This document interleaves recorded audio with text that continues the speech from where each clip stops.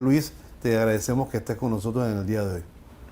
Bueno, buenos días y también muchas gracias también por el espacio. En efecto, formo parte del equipo de lo que vendría siendo la coordinación de campaña de Rómulo con Blandón, que como se da esta alianza, entonces paso de jefe de campaña del Partido Panameñista y de Blandón, entonces a conformar este equipo de coordinación que se está viendo en una mesa, todo lo que vendría siendo la dirección de la campaña. Estás en el equipo de coordinación, eras jefe de campaña de Así es, Blandón. así es. Aunque es buena la aclaración, pero de todas maneras estás en el círculo cero que tiene que ver y decidir y conversar acerca de lo que está sucediendo en política. Sí, claro. Ahí tenemos que ver todo lo que vendría siendo la coordinación de la misma campaña, como también la coordinación del plan de gobierno, algo que es sumamente importante para nosotros.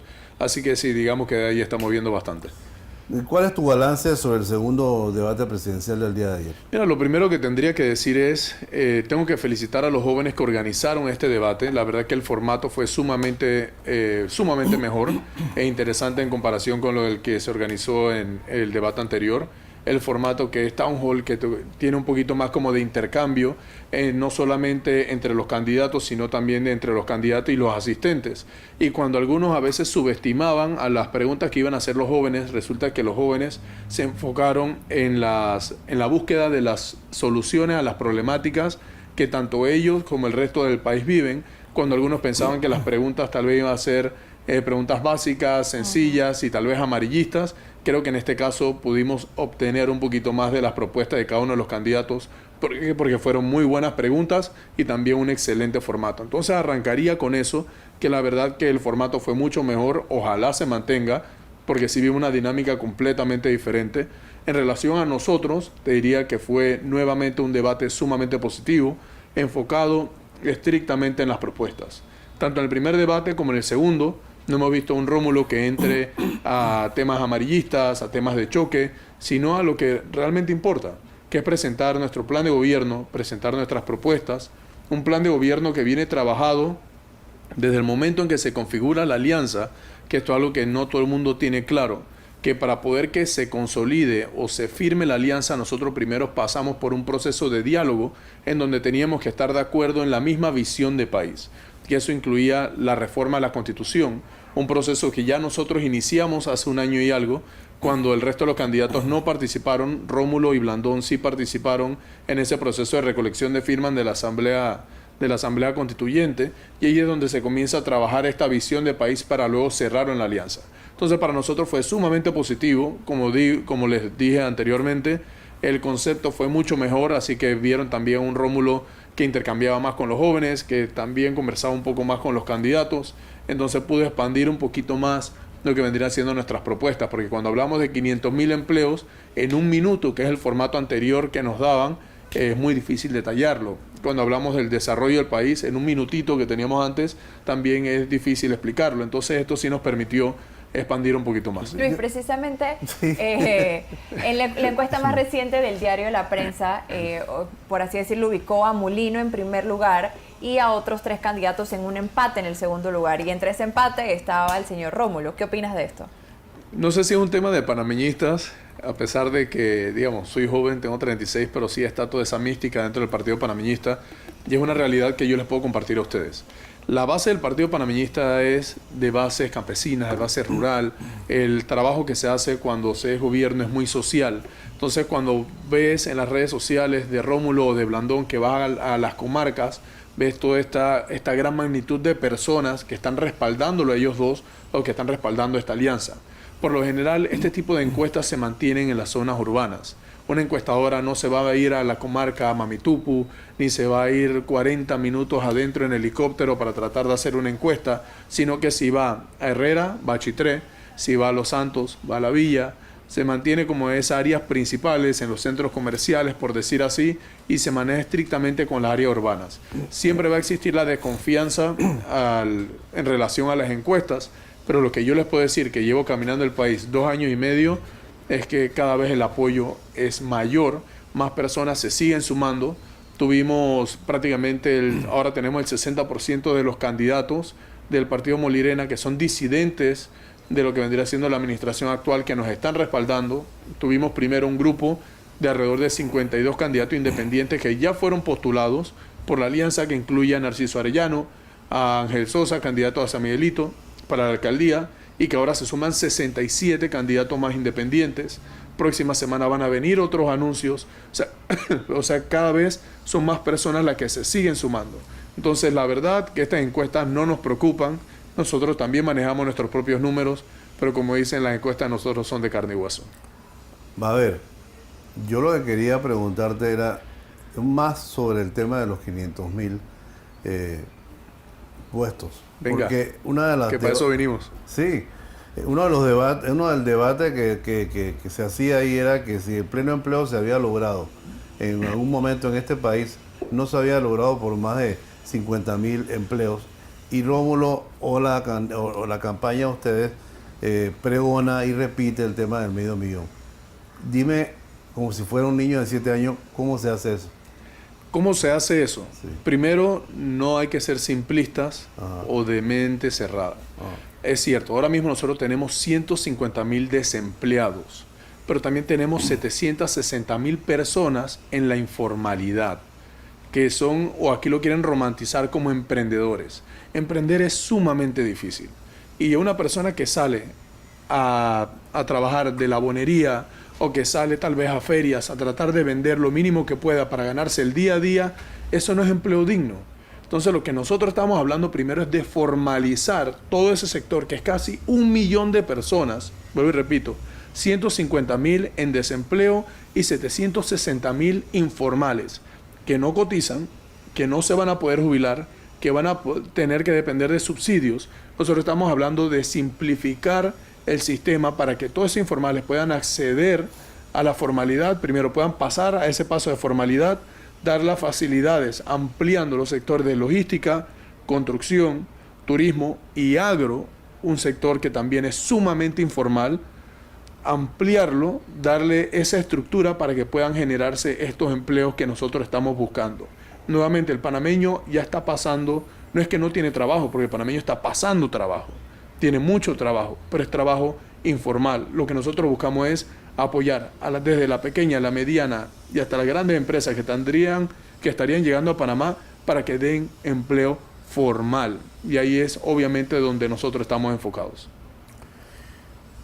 A ver, uno de los grandes problemas de este país es que el sector informal no se quiere formalizar debido casualmente a que tenemos que estar cumpliendo estos requerimientos de los países europeos, en donde un carretillero... Es difícil formalizarse en Panamá. Aquí hablábamos en estos días de un chichero que el Banco General le cerró la cuenta porque mandó... Los buenos vecinos.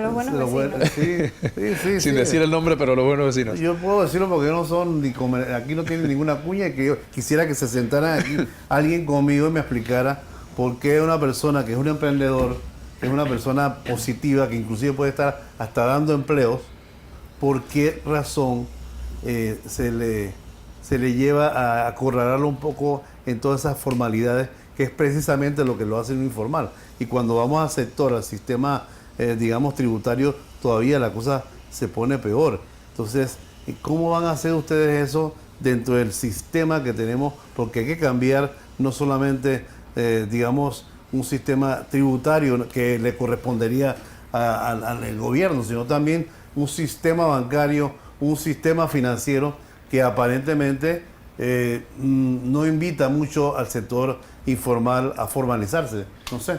Aquí vamos un poquito más técnico, inclusive estábamos hablando del tema de las listas. Desde el 2015 nosotros arrancamos lo que vendría siendo para mí la sobreregulación que estamos viviendo ahora mismo del sistema legal y financiero. Ajá. Desde el 2015 fue que se arrancaron con estas solicitudes, donde conocer a tu cliente era mucho más estricto, pero que lo hemos llevado casi a un punto en donde no puedes abrir una cuenta, que no puedes iniciar un negocio sin abrir una cuenta, que es algo sorprendente, que cuando vas a un banco te dice, bueno, tienes que tener por lo menos 6 meses operando, pero para poder operar necesitas una cuenta. Exacto. Entonces esa es la primera...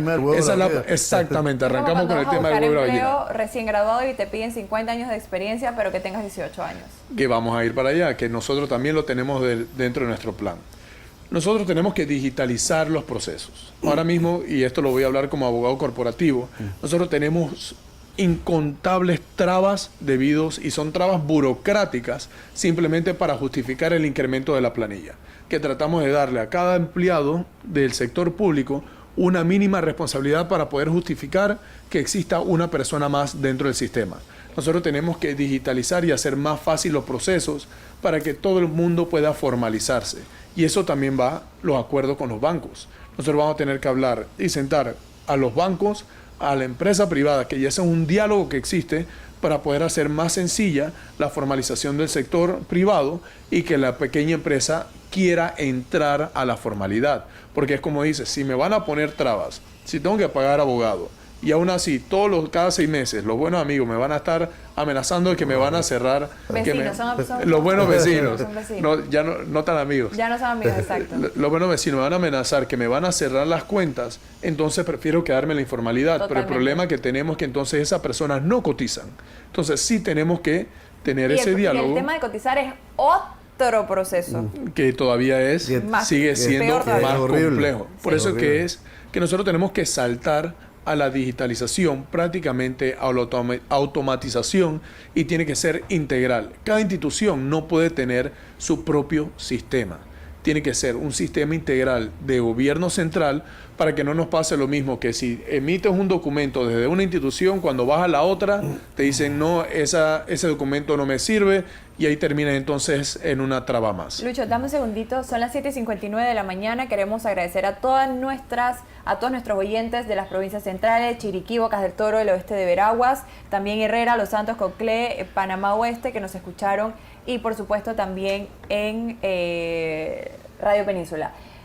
Nos despedimos de ustedes, gracias por su sintonía, pero seguimos aquí en Choc Radio 93.3 FM en Panamá y Colón, y también nos pueden seguir viendo a través de YouTube, @Choc Multimedia. Continúa.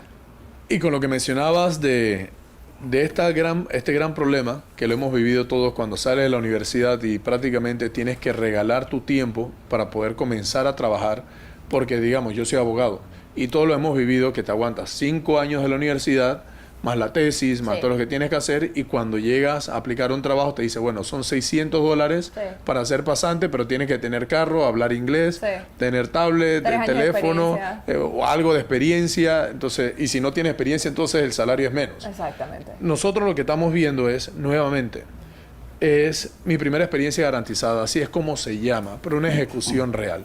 Por eso que nosotros también tenemos ese acercamiento, no del momento que seamos gobierno, sino que lo estamos teniendo desde ya con la empresa privada, empresas privadas y multinacionales que ven con buenos ojos la llegada de Rómulo y de Blandón, que se dedican a la tecnología, como otros que también se dedican a la logística, en donde nosotros a través de créditos fiscales, para que las personas, o por lo menos estas empresas, tanto la pequeña como la grande, absorban el empleo de las personas que estarían obteniendo esa primera experiencia a través de pasantías. ¿Qué quiere decir esto? Que si hay alguien estudiando en el ITSE, algo que también tiene que ser coordinado con el sector privado, porque de nada nos sirve preparar a alguien que cuando salga del ITSE no existe un mercado laboral, sino que en base a esta coordinación sale del ITSE, entra a una empresa privada le da esa primera experiencia a sabiendo que va a tener tal vez un porcentaje de crédito fiscal al momento de presentar una declaración de renta. ¿Quién se ve beneficiado, aunque esto es un poco técnico, quién se ve beneficiado en ese momento? El panameño. Porque el panameño ya entra al mercado laboral, ya comienza a tener un ingreso, ya comienza a tener una experiencia. Y la misma empresa privada comienza a ver con buenos ojos el país y tal vez dice, este muchacho me sirvió en la pasantía, voy a quedarme con él. Entonces estamos dando ese primer salto o esa primera oportunidad que tanto necesitan los jóvenes, porque cuando hablamos de... ¿Y esa pasantía, perdona, va a ser paga? Sí, por supuesto que es paga, que es lo que decía, que es paga por la empresa privada, pero la empresa privada decir que, pero ¿por qué me vas a incrementar entonces mi planilla? Ahí es donde viene entonces el crédito fiscal o el beneficio fiscal que ellos obtendrían a final de año. Eso suena bien. Porque cuando hablamos de 7.5 de desempleo, que para mí es más alto, pero vamos a usar las estadísticas del Estado, la gran mayoría se incrementa, casi la mitad cuando hablamos de jóvenes, porque los jóvenes no están pudiendo acceder al mercado laboral. Y lo que me hablaba de 500,000 empleos, una parte importante es que Panamá tiene la mayor cantidad de abanderamientos en el mundo, pero tenemos una cantidad mínima de marinos. En un momento Panamá estaba embarcando muchos panameños. Estaban siendo marinos, capitanes de barco, hoy en día no lo están haciendo. Nosotros nuevamente queremos ampliar esa bolsa para que se puedan embarcar y que no tenga que ser entonces desde Asia lo que se ven beneficiados del servicio marítimo que nosotros prestamos. Hay un gran débito, hay un gran incumplimiento de parte del gobierno, y ya no digamos Hay que pagar. este gobierno, sino el Estado, Hay que pagar. para regresarle estos créditos fiscales, por ejemplo, con relación a la ley de la tercera edad y a otros incentivos donde el gobierno le promete a la empresa privada devolvérselo en forma de una beneficio fiscal, pero por las razones burocráticas que tú quieras, realmente no es el caso discutirla, eso no se cumple. A mí me suena muy bien, a cualquiera le puede sonar muy bien, que yo tenga una empresa como esta y traiga 2, 3 pasantes y que ese crédito inmediatamente lo pueda aplicar, pero habría que hacer eficiente el sistema tal y como está diseñado. Ahorita mismo hay una ley para incrementar los descuentos y los beneficios a la tercera edad en la Asamblea. No sé si va a pasar o no va a pasar. Yo estaba leyéndola recién esta mañana y una de las críticas que se le endilgaba, ya no digamos al gobierno, digamos al Estado, era la ineficiencia en ese tema, y ahí hay que hilar delgado, ¿no te parece? Mira, algo que se va a necesitar en los próximos 5 años es tener personas que lleguen a liderar el país con capacidad de gestión y consensuar. ¿A qué me refiero con esto? Porque tal cual como lo mencionabas, nosotros necesitamos gobernabilidad. Nosotros vamos a tener una Asamblea Nacional de minorías, no va a haber ningún partido que tenga una gran mayoría.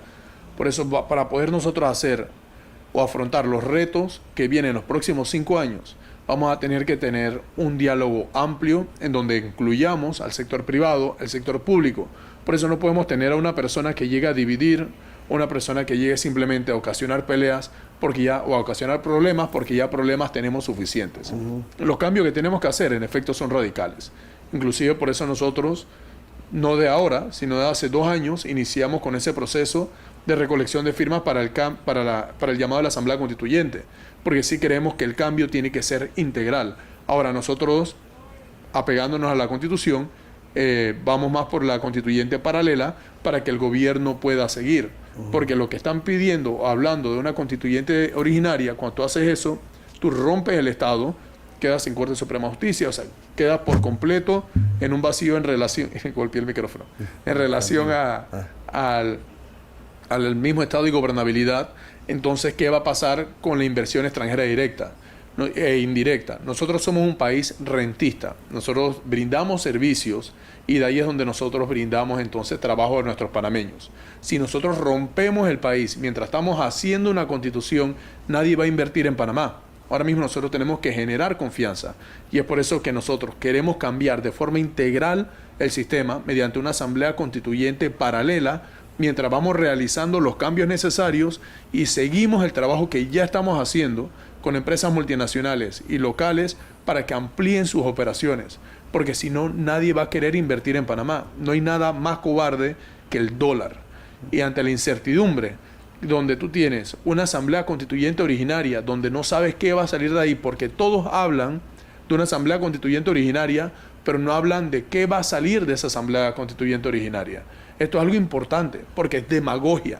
¿A dónde quieres ir con esa asamblea constituyente? ¿Cuál es la dirección de país que quieres llevar con eso? Nadie va a invertir o poner plata en Panamá. O inclusive nosotros los panameños, que los jóvenes ya estamos hablando de irnos de Panamá, tendríamos mayor desconfianza de nuestro propio país y de tener nuestros fondos aquí. Me parece una explicación muy interesante de parte de ustedes.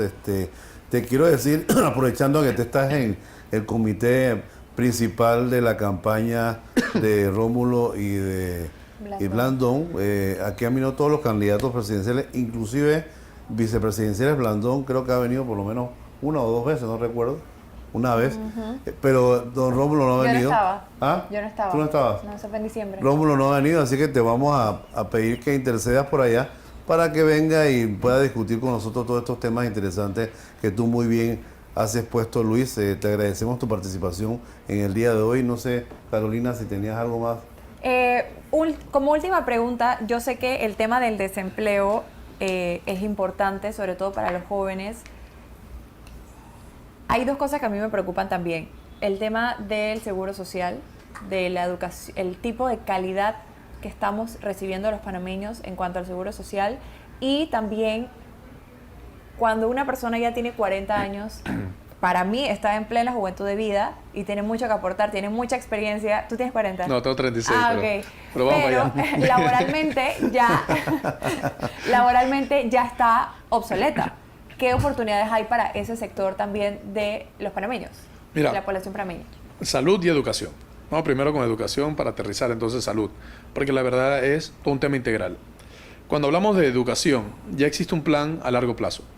En el 2017 se hizo el Compromiso Nacional por la Educación, en donde se sentaron, que es lo que nosotros también estamos planteando ejecutar, donde se sentó el sector privado, el sector público, la Asociación de Padres de Familia, el sector docente, que por lo general es donde más choque tienes, y se desarrollaron 37 políticas públicas, 241 acciones a corto, mediano y largo plazo sobre la educación y el tipo de país que queremos llevar, donde se incluyen más las TICs, se amplía más la docencia sobre ingeniería, matemáticas, tecnología e innovación.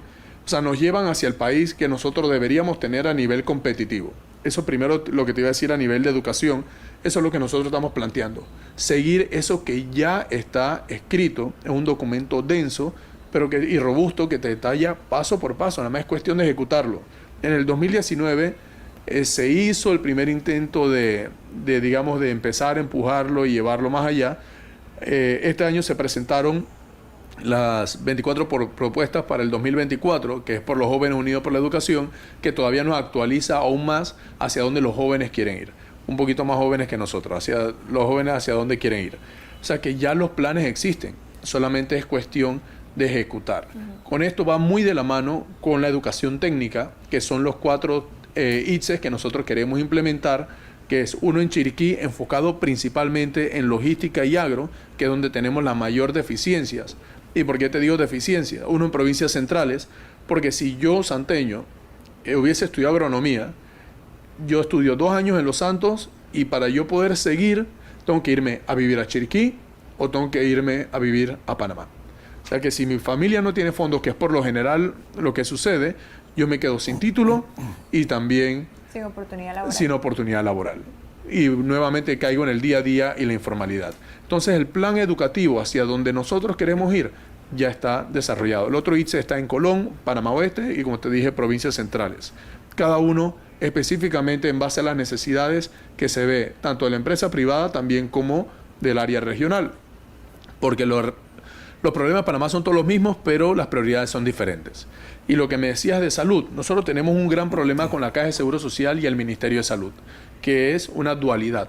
Los dos haciendo lo mismo, pero haciendo nada, en donde hay más escritorios que medicinas. Entonces, nosotros lo que queremos hacer es unificar el sistema, en cierto sentido, o simplemente hacer una distribución real de lo que vendría siendo las responsabilidades de cada uno, en donde las compras de medicinas también se hagan en conjunto, que eso nos ayudaría también a nosotros a abaratar el costo de las medicinas. Hacer una apertura para que otros registros de medicamentos también puedan entrar, porque lastimosamente actualmente existe un monopolio, en donde solamente si tienes un tipo de registro es la única medicina que puede traer, pero el pueblo panameño está viendo cómo viaja a Colombia para poder entonces traerlo de allá cuando te cuesta 4 veces menos. Nosotros queremos hacer una apertura para que todo el mundo pueda importar de diferentes registros, porque sí hay que ser responsable. Y no solamente medicamentos, cualquier tipo de exámenes. Aquí en Panamá, si tienes que esperar alguna institución pública o algún centro de salud público meses, años para que te puedan atender o para que te puedas hacer algún examen,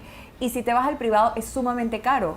O sea, no es posible que hacerme un examen, un CAT de la cabeza, por ejemplo, tenga que empeñar casi la casa, tengo que vender mi carro, cuando en otros países no es así. Como mínimo $500. Entonces, ¿por qué la empresa privada está abusando de los precios cuando se sabe que la situación económica del país no da para eso? La cosa es que no tienes una competencia. Cuando tú tienes un libre mercado y tú tienes una apertura en los servicios, el mismo mercado se va a ajustar y van entonces a reducirse entonces los precios. Acá el problema que tienes es que el principal competidor, que vendría siendo el Estado, que debería brindar ese servicio público de salud, ya sea gratuito o a muy bajo costo, no lo está dando.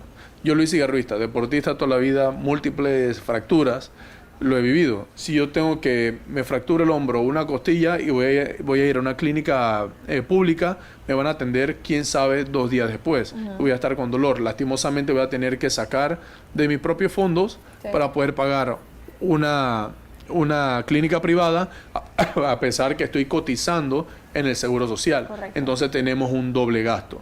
Y el tema es que tú podrías. Hay muchos panameños que no tienen esa posibilidad. Pero es que no se trata que si puedo o no puedes, porque cuando estamos hablando de una resonancia magnética que te cuesta $500, son $500 que pudieses destinar en tu Más, ahorro, en 800. una inversión, en algo para tu hijo, en ese gustito. ¿Qué es lo que quiere? Por eso te decía que es lo que quiere el panameño. El panameño lo que quiere es, no quiere más trabajo, sino que su trabajo sea digno para poder tener un ahorro, para poder tener un futuro, para poder darse ese gustito si se lo quiere dar. Entonces, en el sistema de salud, eso es lo que nosotros tenemos que hacer. Y a nivel de gobierno, tenemos que simplificar procesos, algo que ya se ha vivido, por lo menos Blandón, cuando estuvo en la alcaldía, digitalizó mucho los procesos que veíamos que las placas las sacabas de una vez. Ahora hay un desastre con eso que está pasando allá adentro. Y es una de las cosas que ha hablado Rómulo, que el sistema de recetas sea digital y unificado para que cuando vayas a tu segunda cita o a otro lugar, ya todo el mundo tenga tu expediente médico y no sigas en ese círculo vicioso. Papeleo, sí. Exacto, en ese círculo vicioso de primera cita que te preguntan lo mismo y que nunca te terminan de resolver el problema y que terminas nunca atacando la problemática real y atendiendo si es una cirugía, lo que sea. Claro, perfecto. Gracias, Luis Cigarruista, jefe de campaña de parte del CD y el panameñismo, ¿cierto? Equipo de coordinación de la campaña. Equipo de coordinación de la campaña. Ok, perfecto. Gracias, Luis, por acompañarnos aquí en Choc de Opinión. Hombre, gracias a ustedes y si me permite solamente para cerrar, invitarlos a todos que sigan las redes sociales de José Blandón, que sigan las redes sociales de Rómulo Rux y vean de primera mano el trabajo que se está haciendo, hacia dónde se está caminando. No hagan caso a las campañas sucias, escuchen y lean las propuestas que nosotros tenemos y nuestro plan de gobierno, que es detallado, dice exactamente qué vamos a hacer y cómo lo vamos a hacer. Muchísimas gracias.